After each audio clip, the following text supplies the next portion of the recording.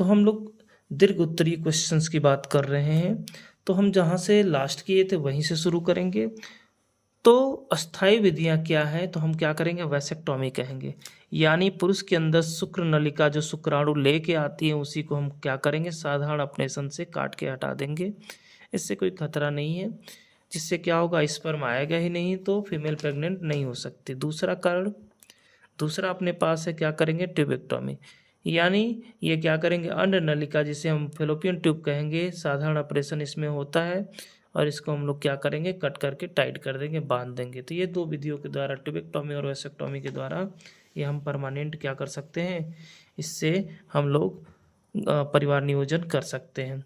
और ये सबसे इम्पोर्टेंट क्वेश्चन और भी एक है, जिसे हम लोग कहते हैं निषेचन किसे कहते हैं, द्विनिषेचन क्या है, और निषेचनोपरांत पुष्प में होने वाले परिवर्तन को समझाइए।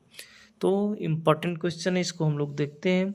आवृत बीजी पौधे, यानी जिनमें क्या बनते हैं, सीड बनते हैं, फ्लावर बनते हैं। निषेचन के समय पराग नली में क्या होते हैं, दो नर युग्मक होते हैं। एक नर युग्मक बीजांड के साथ संलयित होता है और दूसरा नर युग्मक क्या करता है, केंद्रक के साथ संलयित होता है। इस पूर्ण प्रक्रिया को द्विनिषेचन कहते हैं, क्योंकि दो मेल गैमेट है, दो बार फर्टिलाइज हो रहे हैं। अब यहाँ से पराग कण क्या होता है, हवा, पानी या कीटों द्वारा जयांग यानी स्त्री केसर के वर्तिकाग्र पर पहुंच जाते हैं। पराग कोशों के पराग कण वर्तिकाग्र पर स्थानांतरित हो जाते हैं। ऐसी प्रक्रिया को पॉलिनेशन कहते हैं। अब पराग कण क्या करेगा, एक पराग नली बनाएगा। अब पराग नली में कितने होंगे, दो नर युग्मक होंगे।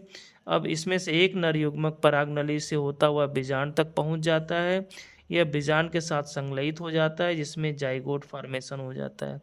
इस प्रक्रिया को क्या कहते हैं, फर्टिलाइजेशन कहते हैं। दूसरा नर युग्मक क्या करता है, जो ध्रुवीय केंद्र को पोलर न्यूक्लियाई के साथ संलयित करके क्या होता है, त्रिगुणिक केंद्रक बनाता है। पोलर जो न्यूक्लियस होता है ऑलरेडी 2n होता है, 2n के साथ एक n मिक्स होकर कैसा बना देता है, एक n मिक्स होकर 3n कंडीशन बना देता है।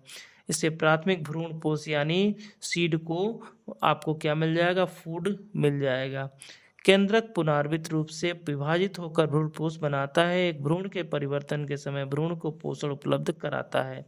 दोहरा निषेचन होने के कारण यह प्रक्रिया दोहरा निषेचन यानी डबल फर्टिलाइजेशन कहलाती है, क्योंकि दो नर युग्मक दो बार जाके क्या करते हैं, फर्टिलाइजेशन करते हैं।